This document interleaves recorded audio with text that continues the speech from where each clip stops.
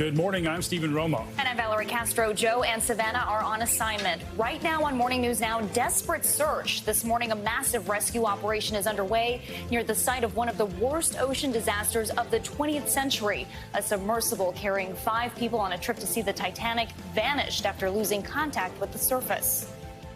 We understood that that was 96 hours of rescue or emergency capability. We anticipate that there's somewhere between 70 to the full 96 hours available at this point.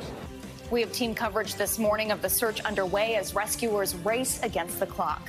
Extreme weather emergency this morning. Millions of people in the South are waking up to the risk of severe storms again. The region already reeling after a deadly system swept through, flooding roads, splintering homes, and leaving hundreds of thousands without power. We're tracking the forecast and also the potentially dangerous heat wave that's moving in. New insight into Ukraine's counteroffensive. We're getting a new look at the brutality behind Ukraine's trench-to-trench push to force Russian troops out of their country. Just ahead, the latest on the new American aid coming to the fight and the major difference it could make. And life after influencing. After more than a decade living out her life online, one influencer with millions of followers has decided to pull the plug, and she's not alone. New this morning what she's telling us about her decision to give up influencing and start something new.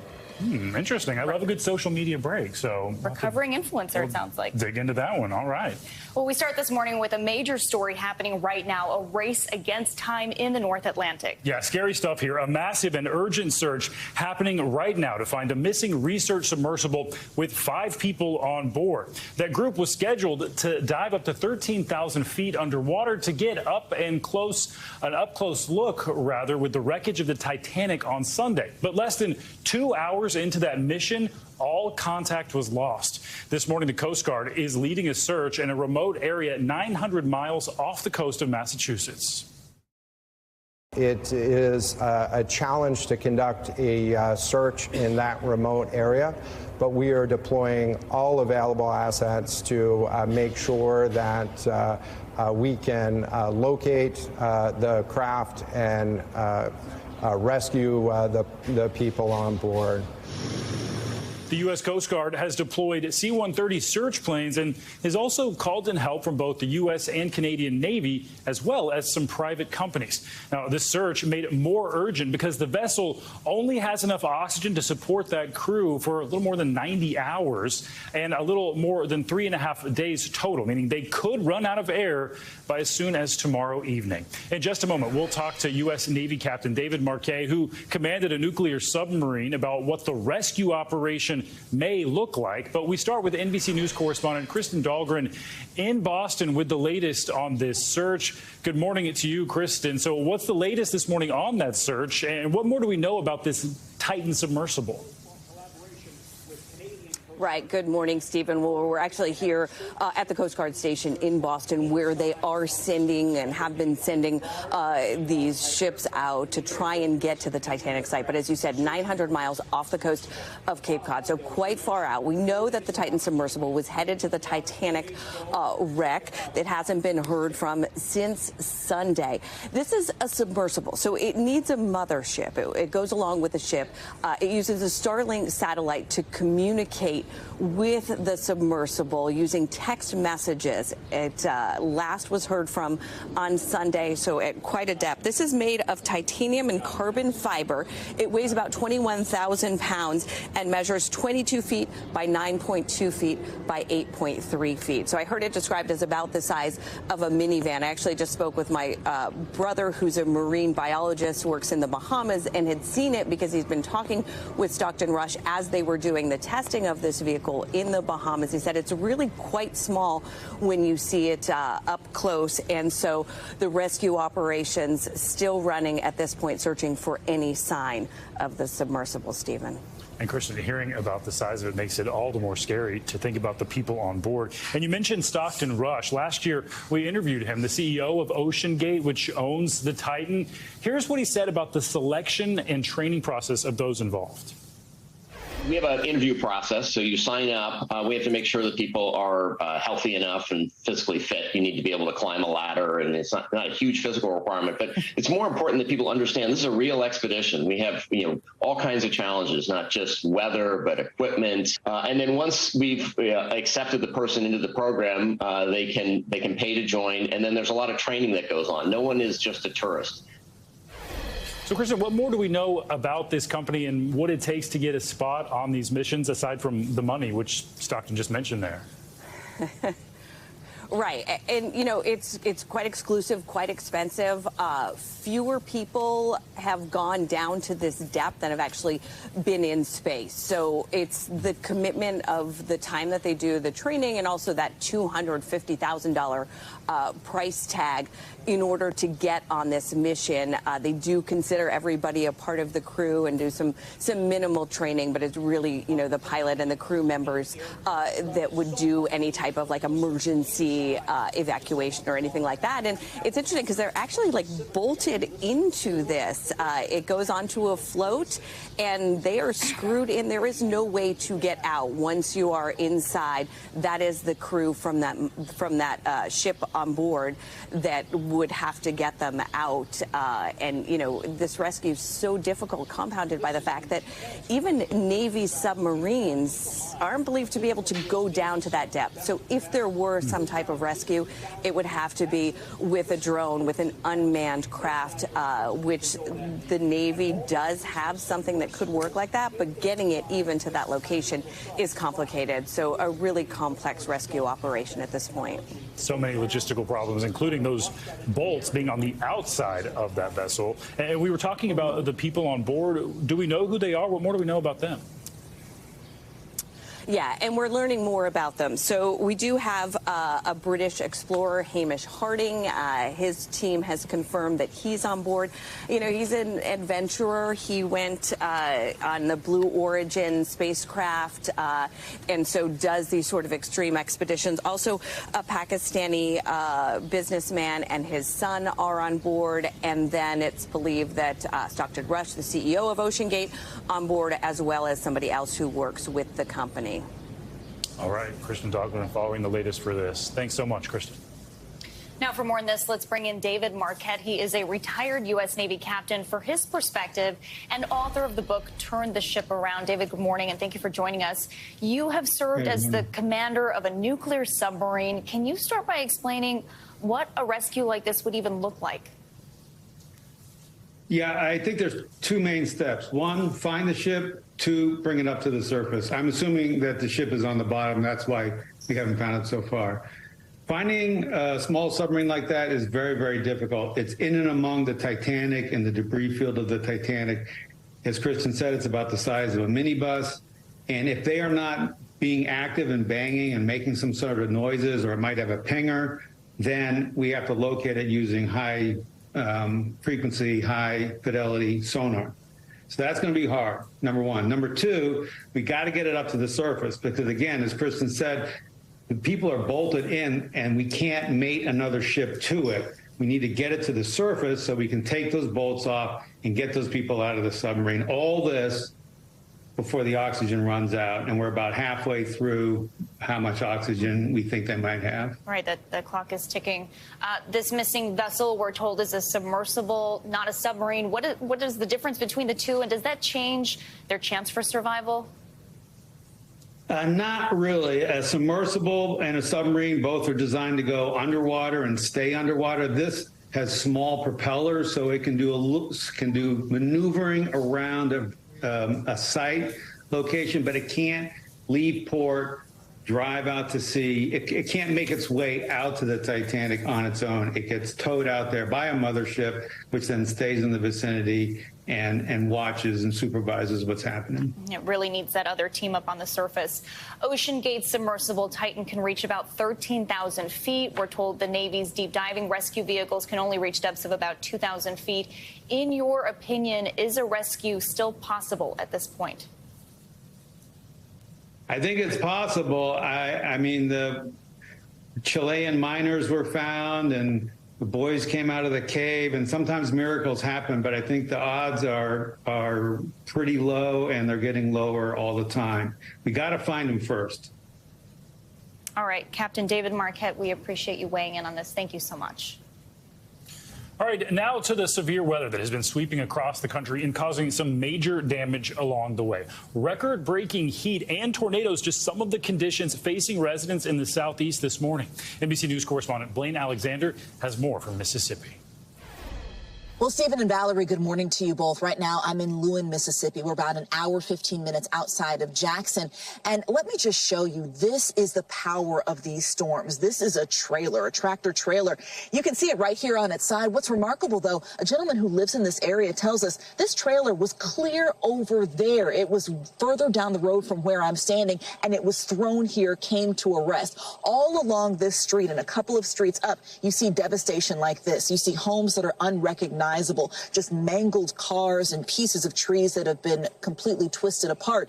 This is the same storm system, the same front that has been blowing across the plains and across the south over the past 4 days, making at least 17 reported tornadoes, claiming 6 lives. And officials say that they are still working to determine if some of these spots are tornadoes. So there's a possibility that this number could rise. Now, guys, of course, we're talking about the severe weather, but there's also rain. There's also flooding that we're seeing in parts of Alabama, parts of Miami that grounded a number of flights at the airport there yesterday. And then on top of that, almost adding insult to injury, we're talking about heat, record highs, in fact, reaching triple-digit highs in some of the very places where people are still trying to clean up in places like this. So there are hundreds of thousands of people across the South this morning that are still without power as temperatures are expected to climb to near record highs again, all of it making the cleanup here much more difficult. Guys, back to you. All right, Blaine Alexander, thank you.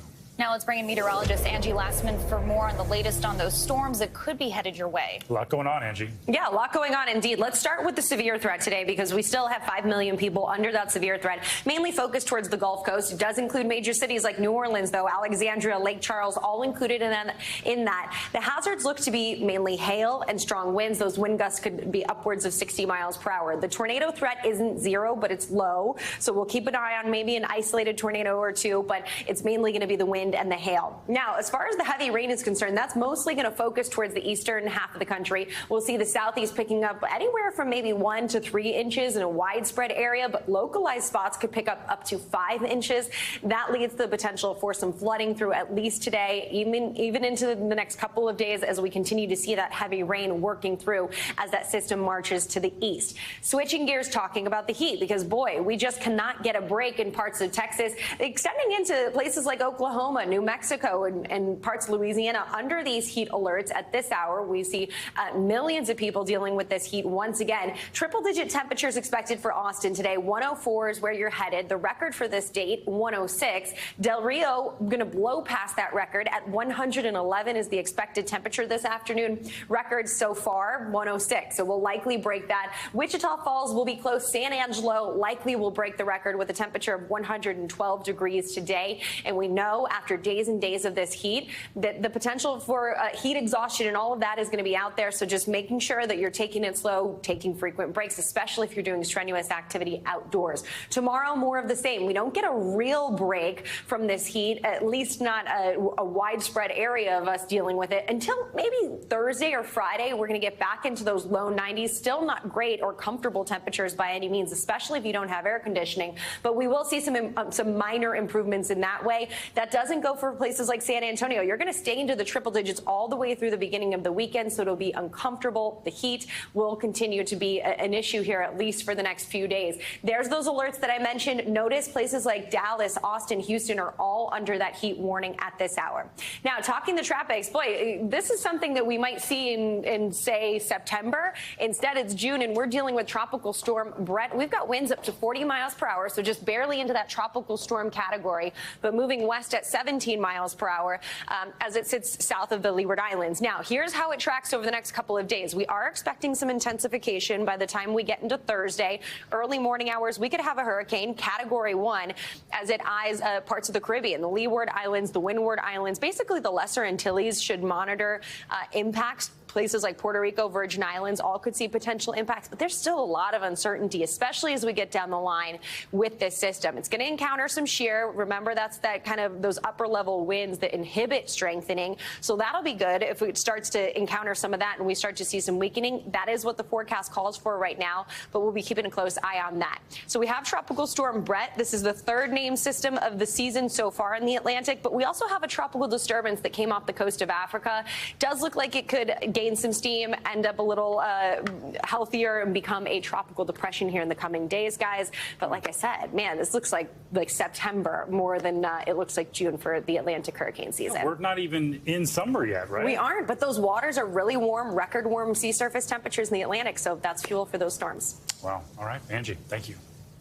All right, now to the White House and President Biden, who's in California for a second day. The president is there touting what his administration is doing to combat the climate crisis as part of his Investing in America agenda. NBC News White House correspondent Monica Alva joins us now with more on this. So, Monica, good morning to you. We know President Biden spent the afternoon yesterday with Gavin Newsom, the governor of California, to talk about climate change and the projects he's had in the works. So what exactly is Biden pledging here, and why the Bay Area? What was the significance of that location?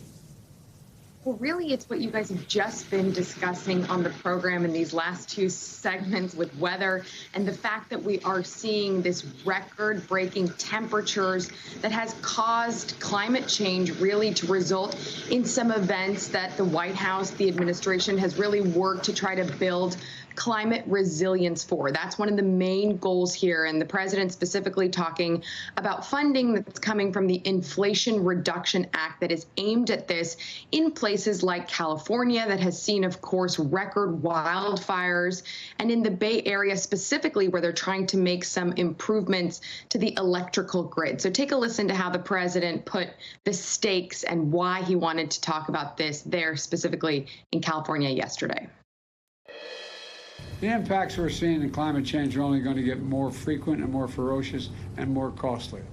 Last year alone, natural disasters in America caused $165 billion in damage. We're taking the most aggressive climate action ever. It's focused on mitigation, which means historic investments in developing clean energy by reducing dependence on fossil fuel, and resilience. So this is a combination of things that the president is likely going to be touting repeatedly, and some environmental groups actually just got together and endorsed the Biden-Harris 2024 campaign. So you can expect to see him talking about this on the trail, since, of course, he's running for re-election, but also in his official White House capacity, which is what he was doing there at that event specifically yesterday, Stephen. And Monica, I know it's still very early in California, but what are we expecting for day two here? The president is today going to be meeting with some experts in the field of AI, artificial intelligence, to talk about some of the risks that can pose and also some of the ways that it can be used in a beneficial manner. So he's going to convene some of the leading minds on that. And this is an issue that the White House has been having several meetings on over the last couple of months. He asked many top CEOs in the field to come to the White House recently to tackle some of the thornier aspects to this new technology. And then later in the day, he's going to have two fundraisers. So that's another big reason for heading out to the Bay Area, which is a beautiful place. I'm biased. That is where I grew up, and I love it. There's much to do and see, but there's also really high dollar donors that the president can go to and ask for money for that reelect as it really gets off the ground this summer. Very beautiful. Certainly worse places to be. Monica, I did want to ask you about this. This week will mark 1 year since the overturning of Roe v. Wade by the Supreme Court. If you could briefly explain what the White House is doing to try to focus on reproductive rights now. There's going to be a high-profile series of events that you're going to see starting today at the White House. The First Lady is going to convene a roundtable discussion with women who have been denied essential medical care in the years since that landmark reversal of Roe v. Wade, since it was overturned in that Dobbs decision. So you're going to see her do that. And then later in the week on Friday, you're going to see the president and the vice president host an event with three of the largest groups on reproductive rights here in Washington. They're going to gather together and speak about what's at stake. Democrats really feel that in the years since then, and you saw this in the midterm elections, that the abortion access issue becomes really a galvanizing one for young voters, for women, for many people who care deeply about women having access to this kind of health care. And so even though they are talking about wanting to expand access and get rights back, they do believe that this message is resonating and they're continuing to talk about it. So that's why you're going to see everybody in the administration really focusing on that as the anniversary approaches on Saturday. Stephen and Valerie. A lot of dynamics at play. The Bay Area's own Monica Alba. Monica, thank you. Now to the latest on the critical talks between the United States and China, with relations at a low point. Secretary of State Antony Blinken is touting progress following his meeting with the Chinese president. NBC News foreign correspondent Janice Mackey-Freyer has the latest. Good afternoon. A high-stakes visit to Beijing, capped by a handshake. Secretary of State Antony Blinken meeting China's President Xi Jinping for 35 minutes to stop what officials call a downward spiral in relations. Direct engagement and sustained communication at senior levels is the best way to responsibly manage our differences and ensure that competition does not veer into conflict. Xi's message to Blinken: I hope that through this visit, Mr. Secretary, you'll make more positive contributions to stabilizing China-U.S. relations. There's no shortage of flashpoints here. Tension over Taiwan, China's role in the fentanyl crisis, unanswered questions about the origins of COVID.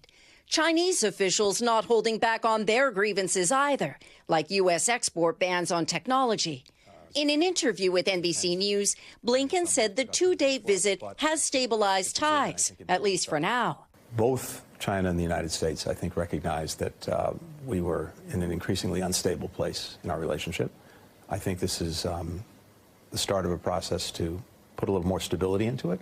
But China refused Blinken's request to reopen military crisis lines that were cut off by Beijing nearly a year ago.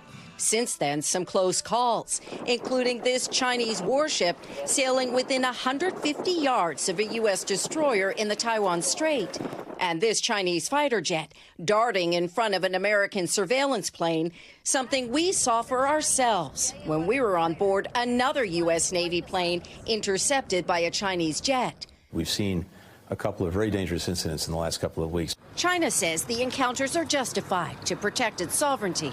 Blinken's first trip here was called off after that Chinese spy balloon, which was shot down after it flew over the U.S. Senior U.S. officials told NBC News it collected intelligence from American military sites. I think it was more embarrassing than it was intentional. So with Beijing, the balloon incident is over. It's water under the bridge? We did what we needed to do to protect our interests. We said what we needed to say and made clear what we needed to make clear in terms of this not happening again. And so as long as it doesn't, that chapter should be closed. Relations are at such a low point. Just having the meeting is seen by both sides as a positive. Now, other high-level visits are expected to follow, with President Xi potentially meeting President Biden in the U.S. before the end of the year. Thanks for watching our YouTube channel. Follow today's top stories and breaking news by downloading the NBC News app.